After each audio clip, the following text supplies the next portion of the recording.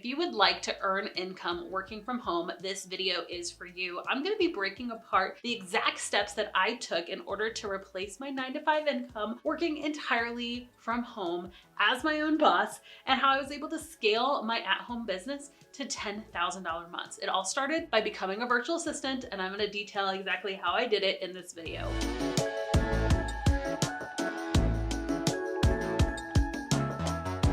My name's Abbey Ashley. I'm the founder of The Virtual Savvy. After scaling my own virtual assistant business to $10,000 months, I developed a course in 2016 to teach others how to do the same thing. Since that time, over 6,000 virtual assistants have started and scaled their businesses with our programs, and over 100,000 have entered into our free Facebook community. It's my passion to share virtual assistants to the world because it changed my life in such a huge way. Here on this YouTube channel, we are constantly sharing free tips on how to get started as a virtual assistant. So if that's something you're interested in, make sure you subscribe to the channel, and you can also click the bell to be notified every time I release new content. So I thought it would be fun just to break apart my personal story on how I started a virtual assistant business. Maybe you're new to my channel, or you just haven't really heard the full story of why and how I scaled so quickly. So I want to share that with you here. I first started my virtual assistant business because I was pregnant, actually, with my second child. I was nannying, but I knew that once my second child was born, I wouldn't really be able to nanny anymore, not in the same capacity I was doing. And I really wanted a way to make money from home. Living in Northern Virginia in a basement apartment at the time, we definitely couldn't afford childcare, and I really wanted to be at home with my kids during those first few years. So a friend actually suggested that I look into being a virtual assistant. So if you're new to virtual assistants and you don't really know what all it entails, don't stress, because I was in the exact same boat as you. But I started devouring all the content I could on the internet, much like maybe you're doing. And I quickly found out that a virtual assistant is any kind of remote assistant that provides administrative, creative, or technical services to small business owners. And I thought, well, I don't know everything there is to know about small business, but I do know how to answer customer service emails. I do know how to do simple graphics in Canva. I know enough that I think I could learn, and I'm just a fast learner. I bet I could learn how to do these services pretty quickly. So being the quick start that I am, I literally just started calling myself a virtual assistant the next day. I ordered a few business cards and threw up a website from one of those drag and drop website builders, and the next day decided to go to my first networking event. I told you I was a quick start. Now you might be thinking, now Abbey, how are you able to take such quick action? Weren't you scared at all? Of course I was scared. I had no idea what I was doing, and I had no successful business background behind me. What I did have was a very powerful why. I knew why I wanted to make this business work. I had a deep feeling in my gut that I believed I could do it, and if it was gonna get difficult, I would put that why in front of me. My why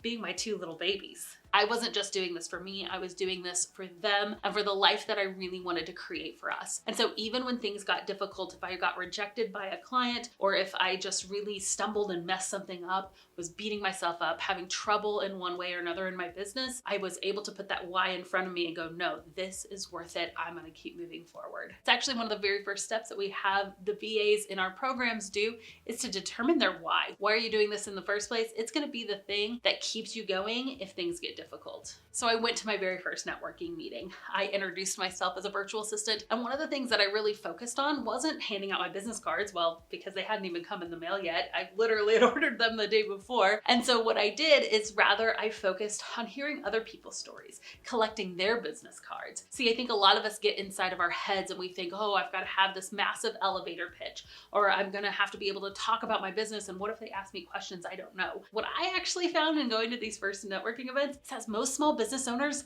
like to talk about themselves. So if I just asked questions about their businesses, most of the time they would do most of the talking. Sure, I would tell about my business a little bit, but that wasn't really the reason I was there. It wasn't to sell my services, it was to build connections. So I made real connections with these business owners. Now, I didn't try to land my first client at that networking event. Again, I made the connections and I took the business cards. Then I did something very important on the back end. I followed up. Every single business card I took, I went ahead and sent a follow-up email the next day saying, hey, it was so nice to meet you. Thank you again. It was so nice to hear about your business. Maybe we could have a coffee chat again in the future. Some people responded, some people didn't. This is one of the things that we have to grasp when it comes to marketing, is that it's all a numbers game. The more you can tell people about your business, a few of those people you'll really form connections with. A few of those people you'll investigate further with to have a discovery call or a coffee chat. A few of them are going to end up signing on to be your clients, right? And so the more you can just get out there, build real valuable connections,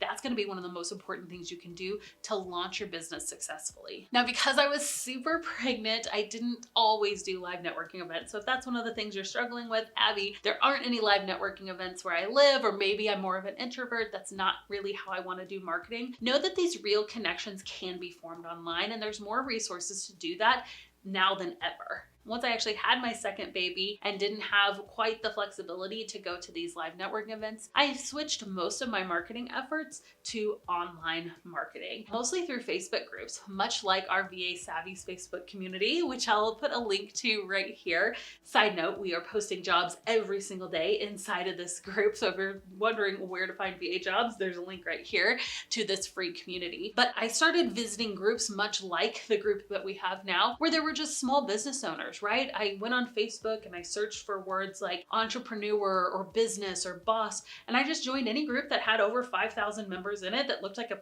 fairly engaged group. And I just started engaging. I would answer comments. I wouldn't just answer with hey, I'm a VA, I'd love your services. I would do value first. I would really try to show, if somebody especially was hiring, I would show in a Loom video. If you haven't discovered Loom, Loom, it's an incredible resource where you can film a video and screen share all at the same time. So if someone was asking a question about a website and I knew the answer, I would just comment. I would shoot a whole video explaining how to do that, putting that on the comment and showing that value first and starting to form connections. This is how I started positioning myself as an expert. This is how I built relationships. Once I got clients, I did great work for my clients, and then my referral base started to grow. And you can see how the compounding effort really starts to pay off when you're just doing great work for your clients, showing value first and building true connections. Now you might be thinking, Abby, this all sounds great. It sounds like it was such a beautiful story and it came so naturally for you. It's not coming so naturally or so easy for me. I will say it wasn't all sunshine and roses along the path. Yes, I had those difficult clients. I had the clients that I had to fire. And because I'm non-confrontational, those conversations killed me. But guess what?